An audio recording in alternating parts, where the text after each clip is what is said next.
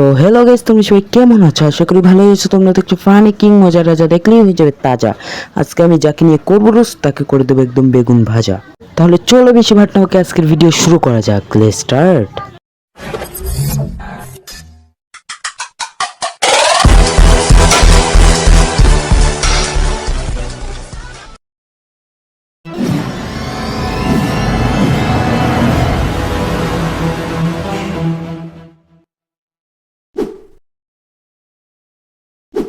এই চ্যানেল সকল বাঙালিদের ঘরে প্রতি সন্ধ্যায় বিষাক্ত বিস্ফোরণ ঘটায়।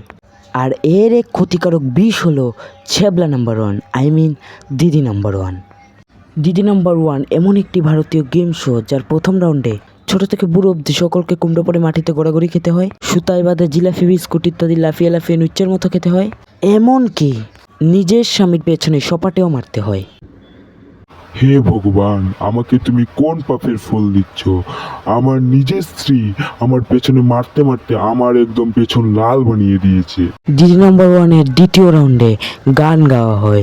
যার গান গাওয়া হবে সে আগের জন্মে অবশ্যই কোনো পাপ করেছিল, তাই তার গানকে দিদি নাম্বার 1-এর গায়করা সিলেক্ট করেছে।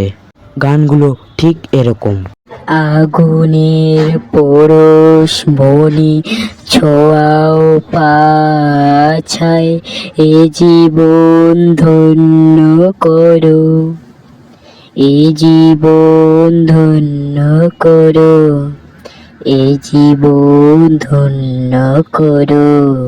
গানে আগুনের পরশমণি কোথায় ছোঁয়ানোর কথা বলা হয়েছে? আগুনের পরশমণি পাছায় ছোঁয়ালে নাকি জীবন ধন্য হয়ে যাবে।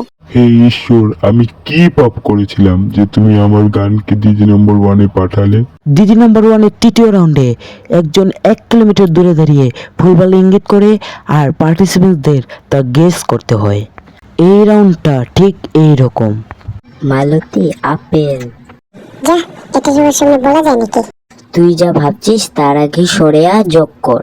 ও আপেল, আমি আরো ভাবলাম কি নাকি।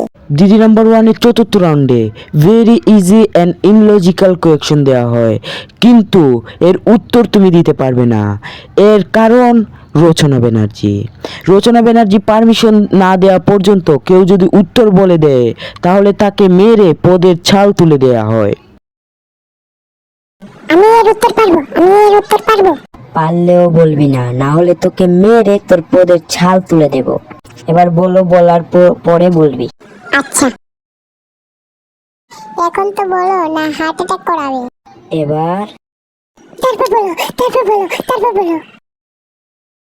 আমার প্রেশার বেড়ে আমি মরে যাচ্ছি। আমার মৃত্যুর জন্য দায়ী এই দিদি নাম্বার 1। আমাকে প্রেশার দিতে আমি স্ট্রোক করে ফেলেছি। আবার অনেকে বলে দিদি নাম্বার 1 থেকে নাকি শিশুদের অনেক কিছু শেখার আছে। কি শিখবে তারা? আমরা এটা একটু দেখি তো।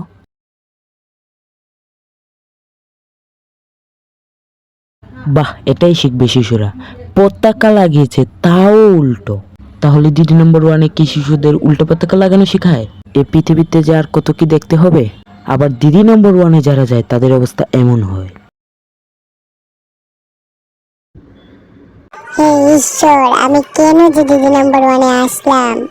সোহমদা, তোমার মাথায় বোধহয় সেই দিন ভূত চাপছিল, তাই তুমি দিদি নম্বর 1-এ গেছো, তাই তোমার এরকম অবস্থা। তো গাইজ, আমি আর দিদি নম্বর 1-কে নিয়ে কথা বলতে চাই না, কারণ দিদি নম্বর 1-কে নিয়ে আর কথা বললে আমার মুখ দিয়ে হাগু এবং পদ দিয়ে বমি একসাথে হতে পারে। তাই আজকের ভিডিওটা এই পর্যন্তই। ভালো লাগলে লাইক, কমেন্ট এবং শেয়ার করতে ভুলো না। বাই।